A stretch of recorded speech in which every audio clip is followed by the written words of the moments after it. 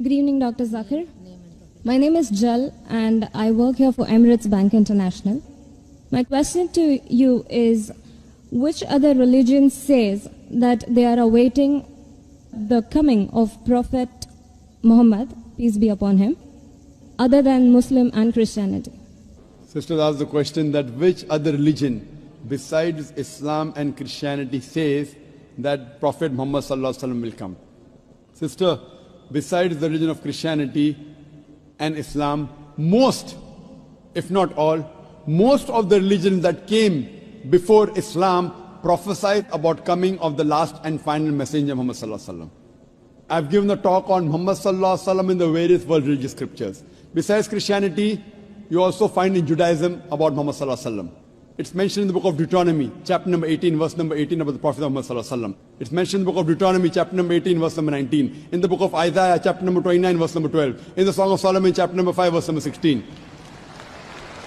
That's the Old Testament. In the New Testament, Christianity is mentioned in the Gospel of John, chapter number 14, verse number 16. Gospel of John, chapter 15, verse 26. Gospel of John, chapter 16, verse number 7. Gospel of John, chapter number 16, verse number 12 to 14. There are many verses in the Old Testament and the New Testament prophesying about the coming of Muhammad.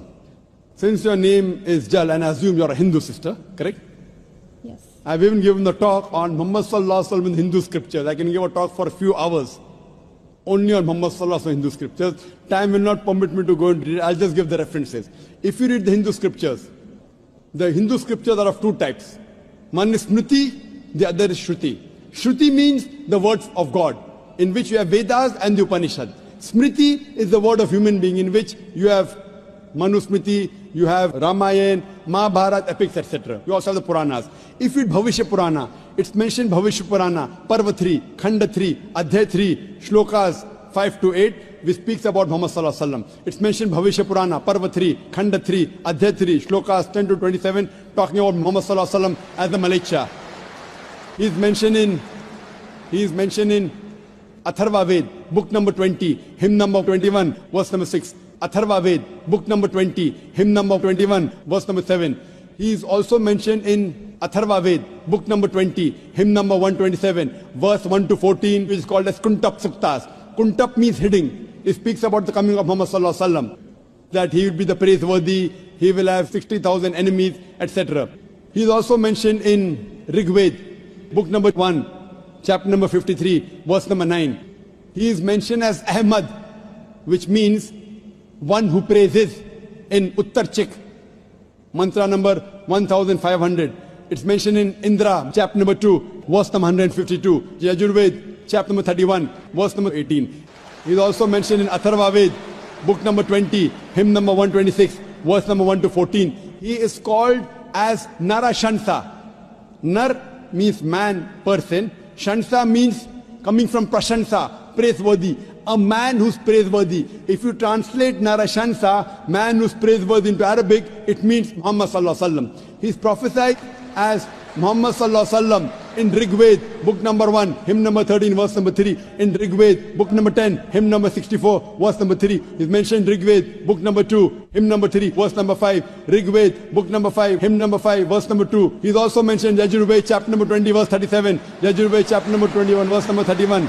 I can go on and on and on, mentioning only the references of Muhammad mentioned in Hindu scriptures. Due to limitation of time, I will just touch on one prophecy a little bit in more detail. He's been prophesied as the Kalki Avatar.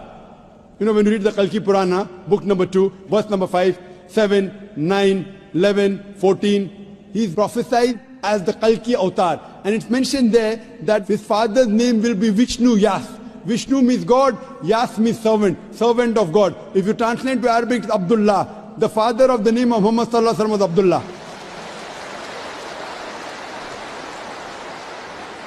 His mother's name will be Sumati. Sumati means serenity, peaceful. If you translate Arabic, it means Amina. The name of the mother of Muhammad was Amina.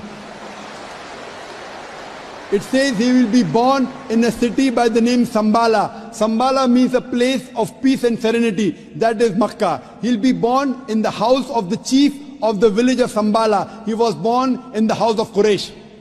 It says he will be born on the 12th. If you clap at every point, it will go on for hundreds of claps, mashallah. He will be born on the 12th month of Madhav, that the 12th Rabbi Awwal. It says that he will be a teacher for the whole of humanity. And we know Muhammad Sallallahu Alaihi Wasallam was sent to the mercy of the whole of humanity. It says he'll get the first revelation in a cave known as Gare Hira. It says he will migrate northwards and come back. Muhammad Sallallahu Alaihi Wasallam went from Makkah to Medina northwards and came back. It says that he'll be given 8 supernal qualities. It says that he'll have 4 companions, talking about the first 4 Khulfa Rashidin. It says that he'll be helped with the angels in the battlefield. We know Muhammad Sallallahu Alaihi Wasallam held in the battle of Badr with angels. I can go on and on talking only about the prophecy of Muhammad Sallallahu Alaihi Wasallam. So if you're a Hindu, and if you believe in the Hindu scriptures, you also have to believe the last and final avatar, the last and final messenger in Hinduism is Prophet Muhammad, peace be upon him.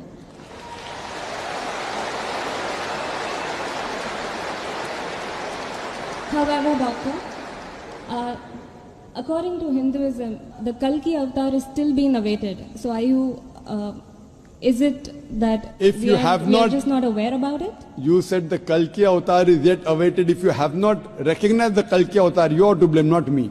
I have given you so many similarities. Now you have to disprove it. You say, my scripture says Vishnu Yas, father's name. Prophet Muhammad Sallallahu Alaihi Wasallam's father's name was not Vishnu Yas. You have to disprove me. Now this has been done by Pandits of Hinduism. Hindu scholars have also written this. Now the Hindu scholars are preventing the truth from you. They are hiding the truth from you. You as a logical girl, as intelligent girl who's working in a high post, it's your duty to realize that if your priest are hiding the truth from you, we can have a debate with your priest. You can call the doctors of divinity. You know, I have had dialogues with Pandits. You know, one of the very famous is Sri Ravi Shankar. He never disagreed. He agreed. He agreed with what I said about oneness of Almighty God, has got no images. He believed in Prophet Muhammad Sallallahu Alaihi Wasallam. He did not accept that's a different thing because he will lose his following. Therefore, sister, do you have a following? So you have no fear to lose the following. So when I've given you so many references with giving quotations, I'm not pulling a fast one. You can very well go and check and verify. But after you verify, do you accept in the last and final messenger? Do you? Yes. So do you believe in Prophet Muhammad, peace be Yes. upon him? MashaAllah.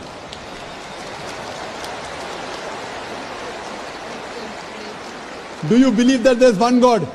Yes, I do. Do you believe Almighty God has got no images? Yes, I do. So you believe there's God and he has no images? Yes. And do you believe Prophet Muhammad is the messenger of God? Yes, I do. Then you're a Muslim, sister.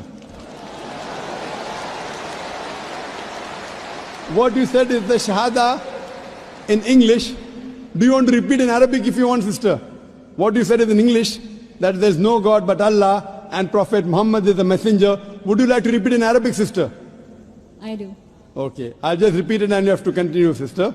Ashhadu Ashalu, Allah Allah, ilaha ilaha, illallah illallah, wa ashhadu wahashalu, anna anna, Muhammadan Muhammada, abduhu ablu, wa rasuluhu.